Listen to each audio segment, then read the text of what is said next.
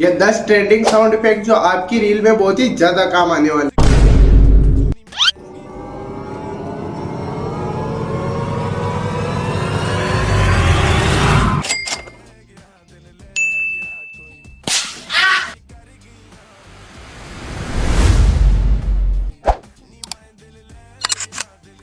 आप भी इन sound effect की डायरेक्ट लिंक अपने डीएम में चाहते हो तो फॉलो कर कमेंट करो साउंड इफेक्ट की लिंक आपके डीएम में होगी।